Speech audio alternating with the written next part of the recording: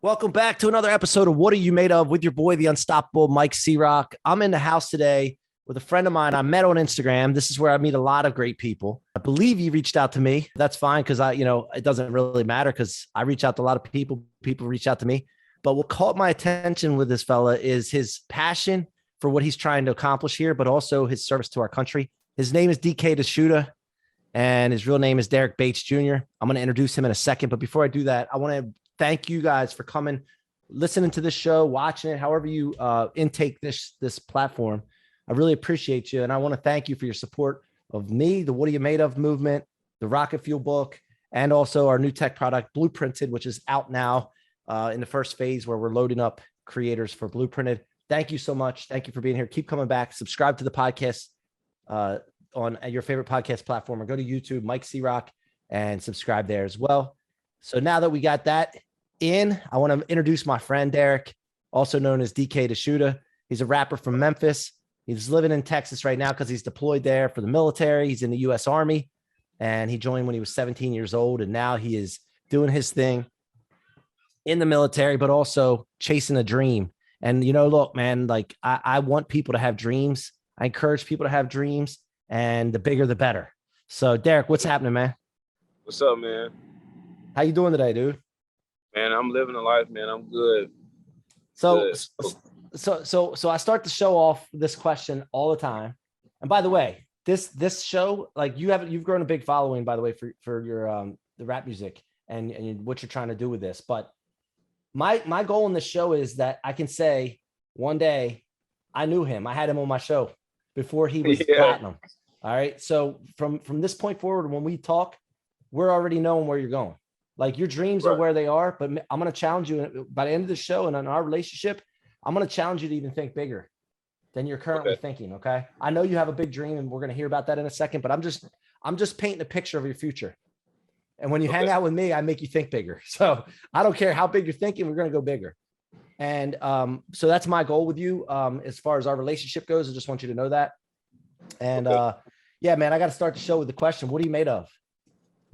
Man, honestly, like a lot of pain and lessons learned. Like most of the stuff that I know now, like I learned the hard way, and I'm glad I did, because now that I know like how life works, it pushed me harder to not be the bad things that I encountered growing up. So like everything that I do, I feel like it's based off that. Like me joining the military, I didn't want to end up like my dad or my uncles dead.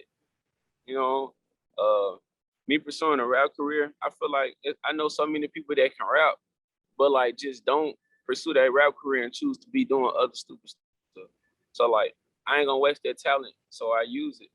And like people like hearing my music, so I just continue to push it. And I like to hear people saying, dang, that stuff hard. And everybody always asks me, well, how you rap and be in the military full time at the same time? I feel like anybody can do anything if they want to do it. Yeah, man. I love that attitude, man. That's the way we run here. So let's go back, man. Let's take me back to Memphis. As a kid, what was it like growing up in Memphis? And first of all, you don't even remember your father probably, right? No. Because you were 8 months old when he passed? Yeah. Yeah. So take us back, dude. Take us back. I mean, you know the story. What happened to your father? You want to share that? Yeah. And then from there.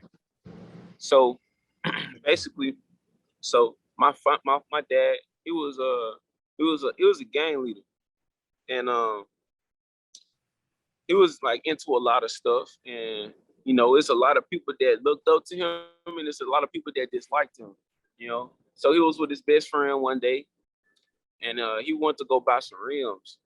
And the people he bought some rims for turned out to be the opposition to what he was. And they shot him, and his best friend left him to die. Man, it was a messy situation. And I was 8 months. So like I didn't even really know my dad then, and yeah, that was bad. Yeah. So then growing up from there, you grew up with your grandmother? Yeah. So was that your dad's grandmother or your dad's mom? Or your mom's mom? It was actually both. So it was my dad's mom and my mom's mom. Okay. Like they had like a split, it was like a little split thing. Yep. Then I went to Ida B. Wells Academy. That's a middle school, man. Yeah. Then from there, I went to Central High. I went to high school with a lot of famous rappers too, like Pooh Shiesty. He signed a Gucci Man. I went there with NLE Chopper. That's another famous artist. I went there with, man, a lot of artists now and stuff like that. So like rapping always been a thing. I always freestyle in high school and stuff in lunch. Yeah, it was crazy. Hold up. So they went to school with you. Let's get it straight. Yeah. No, you don't need to say that. You don't need to say that. I'll say that. They went to school with you. They went to school with Derrick. So that's what they're going to be saying, right? So Yeah. let's get it right. Because look, the future, you set your mind on something here, and we're going to talk about what your vision for your future is. But when you set your mind on something, it ain't an option if it's going to happen. Like that's the way we got to roll. And all of our words and thoughts matter. So like everything that we talk about currently has to be talking about like it's already going to happen. It already happened. Because that way, all of our thoughts, words, and actions are going towards that. We're living that life already. So when we get there, it's not some big shock to us. And so, yeah, I think that they went to school with Derrick, so that's what I'm going to look at it. I see what you did. So as you were growing up in Memphis, like, how many times were you tempted to get into the street game? And then did you dabble in it a little bit because it's tempting? Yeah, like, man, you growing up, you seeing one thing every day, all day. Like it can't help it. Like growing up, I used to hear so many people say, well, you got your own choice. You could have been like this and this and that. Sometimes when kids grow up, their parents give them options. Shit, I didn't have an option, honestly. Like, man, what you know is what you do. You know what I'm saying? And yeah, like. I feel like God took away my dad and my uncle, everybody I love, to break that curse. I feel like he did that, man. Like I used to be mad at God. I used to be like, dang, dude, like, bro, why are you doing this to me? What you got against me? I used to feel like it was something personal. And then one day, man, I was just crying. Like I was like, man, dude, I was thinking about the shit, and I was like, man, maybe he doing this to wake me up. Because, like, I feel like if he never would have did that, I wouldn't have got it. I'd still be on the streets. I'd still be looking up to somebody that's still alive. And it took him to take them away from me for me to figure it out and be like, damn, okay, I get it now. Like, man, you want me to do something different. You want me to live a legacy and leave it for my kids, for them not to do what my dad and them doing. And I feel like that's what I'm doing now. Yeah. So, man, I mean, gosh, like I was fortunate when my dad threw in the towel on me, to have a stepfather that stepped in, and his name was George. He passed away a couple of years ago, but I was fortunate to have that because I don't know where I'd end up, being. And, I got into some stuff. I didn't even drink until I went to college. When I got to college, I lost my focus on the right things because all I could see is girls and parties, and that was all that mattered. And I was around a lot of the bad stuff, that not just like fun parties, but then the drugs and man, I'm so glad I got out of that. But yeah, it's tempting. And then, so how did you like get into at 17 deciding to go into the military? First of all, by the way, thank you so much for your service, man, because I didn't do that myself. And I look up to people like yourself that made that decision and commitment and sacrifice, man. Yeah. So basically, like, I ended up doing JROTC in high school. I never would have thought I would have did some shit like that, man. Like, I always used to talk shit about the dudes that were doing. I used to be like, man, you a real nerd, man. You got that uniform on, dog. And like, I remember JRTC ended up being one of my only options, either that or theater. So I was like, am I finna be an acting nerd or an army nerd? Which one I'm finna be? I was like, okay, I do JRTC. So like my first week, I tried to do everything just to get out of that class. Well, hold on. Where did those options come from? You said you had two options. Like where did that come from? Because so the schedule was tight, and I already took gym twice. Like, so okay, I couldn't take gym. My electives was the only electives was like gym, JROTC theater, and there was another one. Okay, gotcha. Oh, sex ed. Yeah. Sex education. Yeah. Well, why did you pick that one? Cause I think I was experienced. Yeah. Oh man, you don't know it all though, man. You don't know it all. Right. So, Right. But anyway, so you're talking about the schedule, like your electives and all that. So then, okay, so then you picked that one, and then you became that kind of nerd instead. Yeah, and I got hated at first. Yeah, but wait a minute, you hated people too, right? So why do people do that, man? Like I've been there before. I've done it too. I've had it happen to me. I've done it. Why do people hate on people, man? Like, why do they hate old people? No, why do people hate on people? Like, why, like you talk about like, hey, I used to think they were nerds. And then when you did it, now that people are hating on you, why do people do that, man? I don't know. Like, that was not my cup of tea at the time. Like, I did not understand what the hell even JRTC is. I used to just walk past them and there just to be left, right. I was like, bro, what the fuck are you doing, dog? And then, they're just doing their own thing. And like, I ain't had nothing against them. I just didn't understand what JRTC was, man. I used to think it was something else at the time. So then I get in it. My first week was hell, bro. It was really hell. But they always like me. Every time I do some stupid shit, it make them like me even more. So I was like, man, what's up with these people, man? I never remember, man. Shout out to Sergeant Delk and Lieutenant Colonel, what's his name? Colonel Joyner. That was my two ROTC instructors. And man, my second month, man, I was already a sergeant. Wow. And then bro, so when you went into the real military to level up, the next, like the real level, was it easier for you because you went through ROTC? Oh yeah. So I went into the military already a private first class. I went in there already higher than most people. Like, because I did JRTC, I knew how to march already. I knew what like all the military calls was. I knew what all the ranks was. I already knew like every fucking thing, basic army knowledge. And then I already knew how to be a leader and be a follower too. So it's like, man, basic training was fucking vacation for me. I loved it. Was it really? It wasn't bad at all? Yes.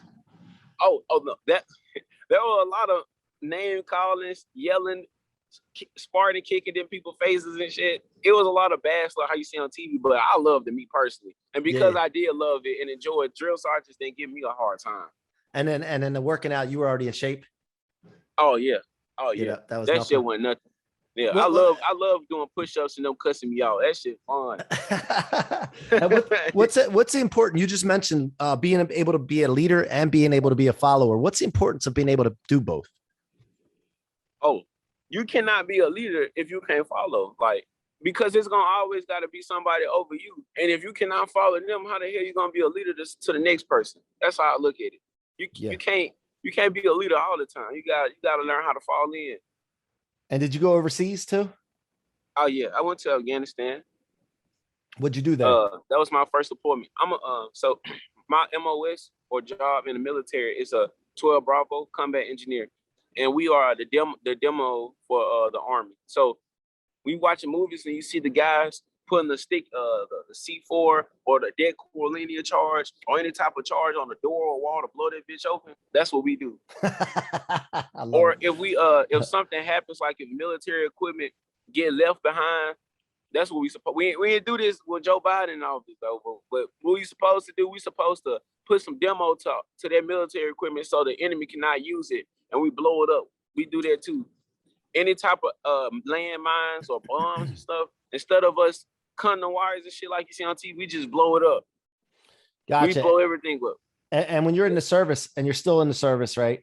You got to be careful what you say, right? Because like how's that work? Because you're not going to agree with everything the leaders and especially the president. Some people view things differently, right? Honestly, so that is true. Like when you're in the military, you can't speak against the president. Honestly, if they got a problem with what I got to say, they just got to face me. I'm not scared to say what I got to say, because at the end of the day, that man did a lot of things to cause a lot of military service members to die. The other day, I just had to stand okay, so this is I'm gonna tell you something that's crazy, bro. So you know those 12 soldiers that died in Afghanistan, right? One of those soldiers is actually from Laredo, Texas, where I'm at. That is crazy, bro. You would think how many people in the United States, right? What's the chance of someone actually being where? Bro, I'm in a fucking small ass border city, and one of those soldiers literally went to school and was raised up here and actually lived here. Wow, he's supposed to came back home, so I had to stand on the strip of the street. You know what I'm saying? With a few other my military buddies on the special detail, and freaking salute while his body was passing.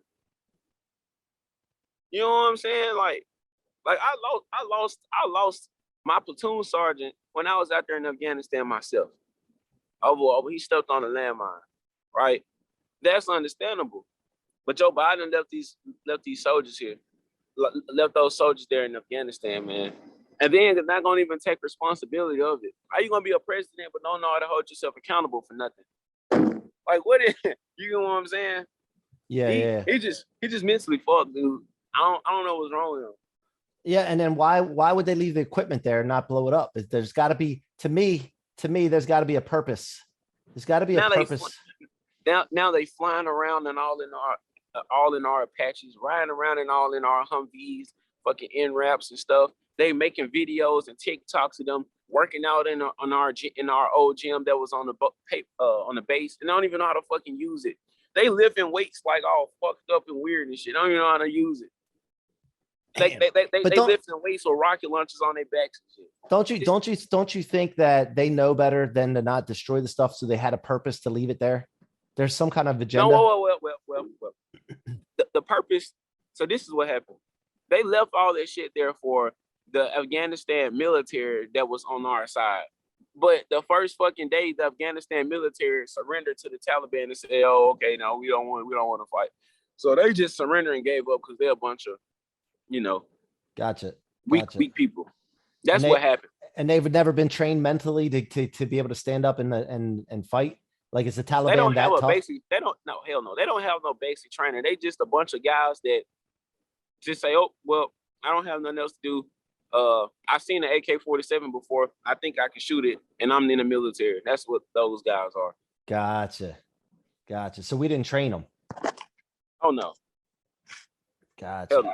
So yeah, it seems like there's an agenda there, and they know the deal, and they're not following protocol.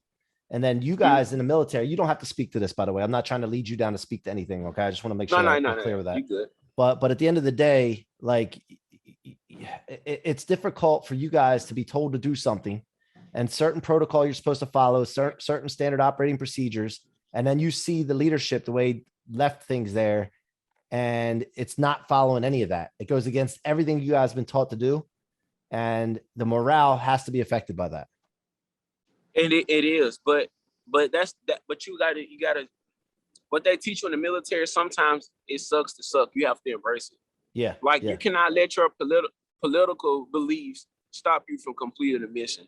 Like it doesn't work that way, because at the end of the day, no one forced you to go to the military. You chose to do that. So therefore, whatever BS that comes with it, unfortunately, you just gotta suck it up and deal with it. Deal with that shit later.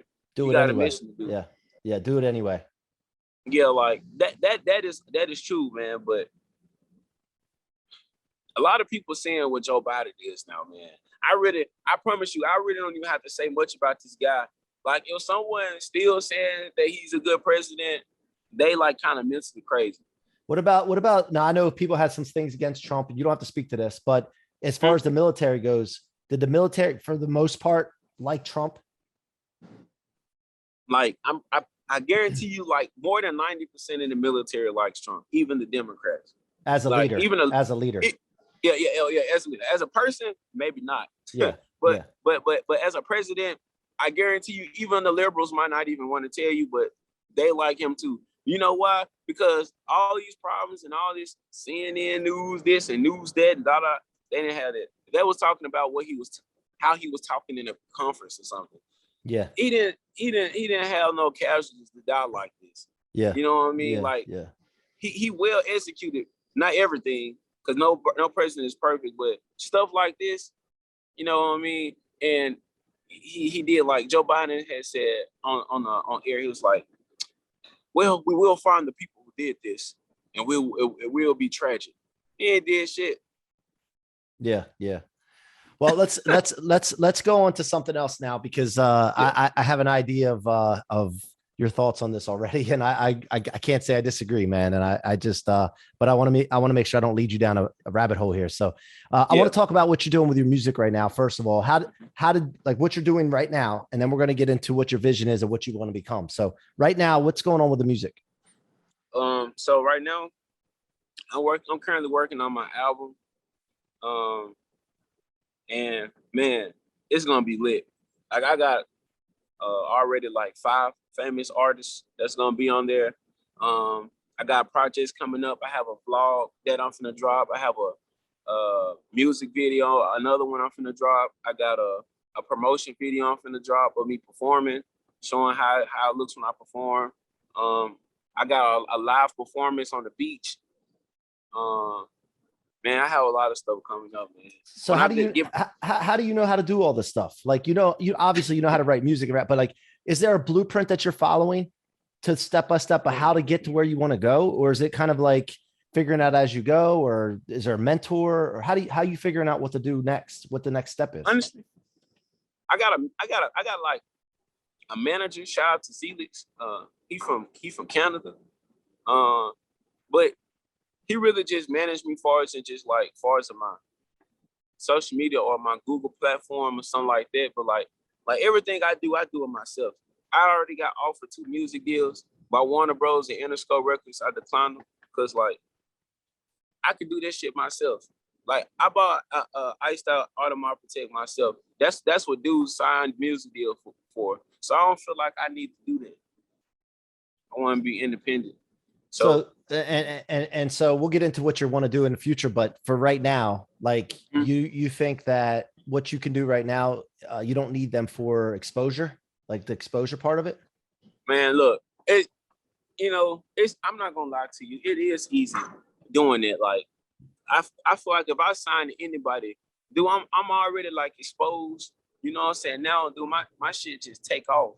But at the same time, I just work a little harder for that. Because I know I'm too talented to just get 10%. You know what I mean? And in the industry, take all my stuff. And I can't do what I want to do. I'm already signed to the military. They tried to take my rap career from me. Yeah. So are you like, do you have a mentor right now though? I don't have anything. I'm doing everything by myself. Like I the one who got myself on Google. I'm the one who got myself on Genius, on Wikipedia. Man, I've been doing everything myself. Gotcha. Okay. Well, I'm gonna share some things that I've learned in my life with you. When we're ready, we could do that offline, because I want to help any way I possibly can. Just like tell you some lessons I've learned. Okay. And you can take it or leave it, but I got to share some things with you because I want to see you get to where you want to go, and I want you to do it the way you want to do it though. You win and get to that vision. So let's talk about the vision going forward. Like where you really trying to take this thing? Where, like, let's say 5-10 years from now, where you want to be? Bro, I want to be on Billboard records. I want to be still not signing anybody. And just, man, like that one person from Memphis that didn't sign to Yo Gotti or Young Dog. God bless you. God bless you. Thank you. I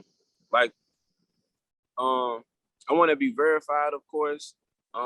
Which that probably happened. It won't take 4 or 5 years for that. Like I said, like everything I drop, I wanted to make on the billboards. I want to be getting more streams, and just living life and looking back to now, watching this podcast, man, and just smiling because, man, you the first person that was like, man, heck yeah, I want to interview you. Like that meant a lot to me. You know what I mean? Yeah, man. Look, I have this platform to be able to do this, and this is like, I like this, man. I like being here for people like that, and I know what it's like before when I had this vision of where I wanted to go, and I'm still not there, man. I'm just getting started. I'm telling you right now because I'm going so big, but for me to be able to share what I've done and allow people to get some exposure, man, it means the world to me too. So I appreciate that, and so at the end of the day, though. How did like somebody like Drake, for example, just released this album, and on the top 10, he's like 9 or 8 of the top 10 on the Billboard. Like, how does that happen? Well, I can tell you how. Because I'm gonna tell you, I like Drake. I like some of his music, right? But not every one of them songs is that good. Okay. And I completely agree. But you got to understand how the industry works. The industry works based off. They actually now use social media to that's their biggest tool now. So of course he had controversy with Kanye, right? Because they had the whole thing of Kanye album competing with Drake album, right? So Kanye, the reason why Drake did better than Kanye is because Kanye released his album first. Everybody heard Donda. So now Drake released his, so everybody got to say, damn, now I got to hear what Drake got to say in response to Kanye. So that right there, I feel like neither one of their albums would have did as big if they went with a beef. I think in real life, Kanye and Drake friends, and they just did that to promote their album. That's the same thing Lil Nas X doing right now with his whole pregnancy shit. Like, he doing all that. So when he released his album, everybody can see what he doing. 6ix9ine did the same shit with him trolling and stitching. Jake Paul, Mayweather, Logan Paul. Yes. It's all play. You know what? When I was younger, I used to watch WWF. It's WWE now, right? Wrestling. Yeah. And they always had a bad guy and a good guy, and them guys would go partying afterwards together, but they always hated each other in front of everybody. And it was all staged, but it was promotion, and they're taking a page out of that book. So what can you do? What can you do to get this going? That and a page out of that book. I feel like my rap is kind of different from Kanye and Drake. Like, I'm gonna try to say this in the best way I can, because I don't want to end up getting backlash by the industry when I say this, but because honestly, I don't care, because I'm a real dude, and that's why I can't sign to nobody. But Drake and Kanye, you see how Kanye West be dressing. You see what he be doing, all the weird stuff he be doing. You know what I'm saying? I'm not gonna say that I'm gonna always rap about the same stuff, but you would never see me being a weirdo. Like, the person you looking at right now, 10 years later, gonna be the same DkDashoota. Gonna be the same dude. You can always call me. It's gonna be the same response. You ain't gonna see me in some dress 10 years from now, bro. Now, I'm not saying you should do a dress, but don't you think there should be some kind of difference where you stand out though amongst everybody else? Because if you do the same thing, everybody else. I feel like it could be definitely a different sound, even different swag and stuff like that. But man, it's just certain things that you are like, if you know what I mean, like a real man ain't gonna do. Yeah. Okay. Yeah. I got you. Yeah. So like, yeah. So basically, like, I see myself like just being better and perfecting my style, and just going harder and harder and harder. That's honestly where I see myself at, bro. All right. So here's the thing. Now, knowing, like, part of success is knowing your strengths, but also knowing your weaknesses. What is your biggest challenge right now as we wrap up here? The military. Bro, they tried to take my career away from me, man.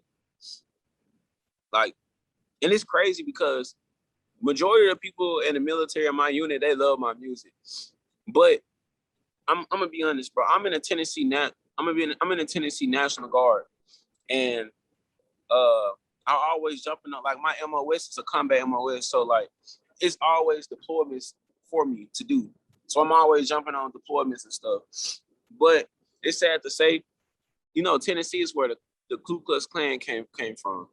Tennessee, they still ran like a cult, bro. Like, I'm like, it's like 2 black people in my whole unit. And man, like, it's a bunch of like just old guys that was raised not to be diverse, man. And it's crazy because they in the military, bro, and they still had that same mindset. So I remember one day I got a call down from my sergeant. He cool. He was my squad leader. And he called me down. Was like, bro, I need you downstairs. I see my captain and my first sergeant. And they had paperwork in their hand, and I was like, oh shit. I knew it wasn't good. And they set me down. They pulled out all the paperwork. It was just a bunch of screenshots of me of my social media and my YouTube videos and everything like that. And then I was like, man, we cannot have this in my unit. And I was like, what do you mean? It was like, you represent the thug and the army and all this and that. And I was like, a thug? Like, I was amazing what the hell they was saying. And then the first sergeant took over the conversation. He was like, yeah, man, I can't have a thug representing 913 engineering company, and da-da-da-da. And then, like, I was like, you know, the thug is the new nigga word. Like you can't, like, you know what I mean? And I was like, oh, you've been in the military for 30 years, dude. And you saying this shit to me, like, how you even make it this far? Like, you don't even deserve to be a captain, man. Like, sitting and talking to me like this. And he just thought that he was very entitled to say that. Like, that's how I knew then, like, people is not, like, when did this happen? This happened, like, 2 months ago. Yeah. So how did it shake out? Like, where is it left now? So basically, they tried to push me to get an Article 15. That's basically like getting a major write-up. Now, Article 15 can lead to different things. So they can lead from your rank getting took away. They can lead to them you working and they not paying you. They can lead to them kick you out the military, dishonorable discharge. They can lead to you getting court-martialed and going to military jail for Leavenworth. It just all depends on what your leadership decides what they want to do with you. You know what I mean? So they tried to push me to get that. And, you know, I think I didn't get it because of things I said. Like, once they told me, oh, you thug this, thug that, how you look like this and this and that, you know, I made some valid points. Like, I was like, bro, if I had a guitar with a fucking pickup truck or something singing Old Town Road, man, you would be listening to my shit. But just because my music is like different and you don't understand, and I'm from Memphis and I'm black, like you gonna try to tell, like, no. And I feel like that stuck with them. And I was like, dude, you a first sergeant and captain. Y'all the two superior ranks out of everybody here. Y'all been in the military long as shit, and you still like speaking as if you was a private. That blows me. Like, you trash. Like, I tell them, like, straight up. And that's set on their mind. And the paperwork got sent up to the command sergeant major because he have to approve that Article 15. And he read this and he was like, bro, I cannot believe they're trying to give you Article 15 for this. He just fucking ripped that shit up and was like, bro, you good. And that's how that happened. Yeah, look, man, you know, I mean, you got to follow whatever the rules are, but at the end of the day, man, like, keep doing your thing. You know, there's going to be a lot of things come your way as you go forward that are going to try to keep you back and hold you down. And always, I wrote a book about this. Always turn it into rocket fuel, dude. You got to keep it in your tank as fuel rather than in your trunk as weight, and never slow down. Never, ever slow down. Like, you have your dreams and you know, you're an ethical dude. You know, you have a good heart. You know what you're trying to do. You're not trying to hurt nobody. You're trying to create art, light people up, and do your thing and take care of your family, man. And as long as you're good with that and know that, don't let anybody stop you, man. And again, you got to follow the rules, but just stick to it, man, and use it as fuel. Cause this, all that stuff in my life that happened like that, I elevated with it, and you could do the same thing. So, any final words as we wrap up? Like, how can people hear about you? Like, where do they go to find your music and all that? Yeah. So you can honestly find me on Apple Music. You can find me on Spotify. You can find me on, everything. As a matter of fact, you can just Google me, DkDashoota, and like all my music like platforms will pop up. So you see Spotify, Apple Music, you will see Deezer, what's it called, iHeartRadio, SoundCloud, like all the streaming platforms, YouTube, everything. You will see it, and you can follow me on Instagram, DkDashoota, TikTok, DkDashoota, Facebook, anything you want to follow me on, just type in DkDashoota, and I'll pop up. I'm glad that you gave me this opportunity to come on here, man. Like, this means a lot to me, and I'll forever value that. So when I get like famous, bro, all like the upcoming rappers, I'm gonna tell them, bro, the first podcast you need to go to is my boy C-Roc. Thanks. Do not go to the freaking Breakfast Club. Don't go to C-Roc, because he cares about your success. But the Breakfast Club care about making you look stupid. Yeah, man. Look, I'm an elevator. I elevate the people that are around me any way I possibly can. And I appreciate you, bro. And I'm rooting for you. And I'm going to challenge you to play the bigger game, and whatever your targets are, raise them up even higher. All right. Cool. Thank you, man. I appreciate you for coming on the show. Thank you for listening to the What Are You Made Of podcast today. Go reach out to DkDashoota and check him out and check his music out and let him know you heard him here on What Are You Made Of. And until next time, be unstoppable.